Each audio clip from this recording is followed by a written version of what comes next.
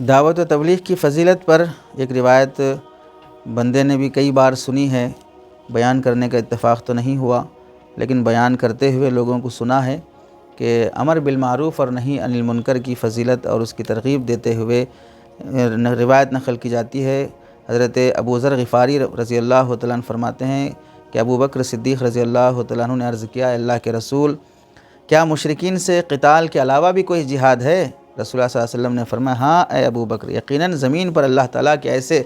مجاہدین ہیں جو شہداء سے افضل ہیں، وہ زندہ ہیں، انہیں روزی دی جاتی ہے، زمین پر چلتے ہیں، اللہ تعالیٰ ان کی وجہ سے آسمان کے فرشتوں کے سامنے فخر کرتے ہیں، جنت ان کے لیے اس طرح آراستہ کی جاتی ہے جس طرح سلمہ رسول اللہ کے لیے مزین ہوتی ہیں۔ ابو بکر رضی اللہ تعالیٰ عنہ نے عرض کیا، اللہ کے رسول، وہ کون لوگ ہیں؟ تو آپ علیہ السلام نے فرمایا، نیکی کا حکم کرنے والے اور برائی سے منع کرنے والے، اللہ کے لیے محبت کرنے والے، اللہ کے لیے بغض رکھنے والے۔ اس میں آیا امر بالمعروف اور نہی عن المنکر کی فضیلت، یہ شہداء سے افضل ہیں۔ آگے مزید اس کی فضیلت ذکر کی جاتی ہے۔ آپ نے فرمایا، اس ذات کی قسم جس کے قبضے میں میری جان ہے، بے شک ان میں سے ایک بندہ جنت کے بالا خانوں میں سے اوپر کے بالا خانوں میں ہوگا، جو شہداء کے بالا خانوں سے بھی اوپر ہوں گے۔ ان میں سے ہر ایک کمرے میں 3 لاکھ دروازے ہوں گے، ان میں سے سبز یاقوت اور زمرد کے دروازے ہوں گے، ہر دروازے پر نور ہوگا، بے شک ان میں سے ہر ایک شخص کا 3 لاکھ حوروں سے نکاح کرایا جائے گا، جو جھکی ہوئی نگاہوں والی یعنی با حیا حوریں ہوں گی۔ جب بھی یہ ان میں سے کسی ایک کی طرف بھی توجہ کرے گا، دیکھے گا، تو وہ کہے گی کہ تجھے یاد ہے فلاں فلاں دن جس میں تو نے امر بالمعروف اور نہی عن المنکر کیا تھا، یعنی جنت کی حوریں اسے اپنی نیکی یاد دلائیں گی۔ جس حور سے بھی یہ ملے گا، وہ حور اسے اپنی نیکی اور اس نیکی کا مقام یاد دلائیں گی۔ اس سے بتانا یہ ہے کہ امر بالمعروف اور نہی عن المنکر کی بڑی فضیلت ہے۔ روایت کے عربی الفاظ ہیں، قال الآمرون بالمعروف والناہون عن المنکر والمحبون فی اللہ والمبغضون فی اللہ والذی نفسی بیدہ ان العبد منہم لیکون فی الغرفۃ فوق الغرفات فوق غرف الشہداء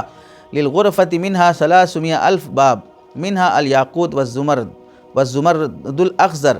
على كل باب نور وإن الرجل منهم ليزوج ب300,000 حورة قاصرات الطرف عين كلما التفت إلى واحد منهن فنظر إليها تقول له أتذكر يوم كذا وكذا أمرت بالمعروف ونهيت عن المنكر۔ اس روایت کے سلسلے میں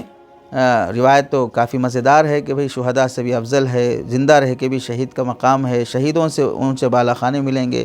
3 لاکھ حوروں سے نکاح ہوگا، جنت میں بھی دنیا کی نیکی یاد دلائی جاتی رہے گی۔ لیکن افسوس یہ ہے کہ یہ روایت ثابت نہیں ہے، تو ظاہر سی بات ہے کہ فضیلت بھی ملنے والی نہیں ہے۔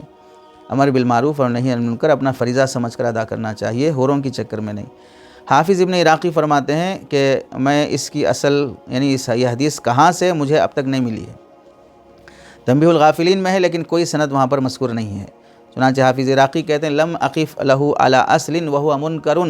اس کا اصل کہاں سے نکلی ہے یہ حدیث، کس نے روایت کی، آج تک نہیں مل سکی، یہ منکر درجے کی ہے۔ علامہ مرتضیٰ زبیدی بھی یہی بات کہتے ہیں جو حافظ عراقی نے کہا، اور علامہ تاج الدین سبکی رحمۃ اللہ علیہ بھی کہتے ہیں کہ آج تک اس کی سند محدثین کو نہیں ملی ہے، لہٰذا اس روایت کو امر بالمعروف اور نہی عن المنکر کی فضیلت میں آپ علیہ السلام کی طرف منسوب کر کے بیان کرنا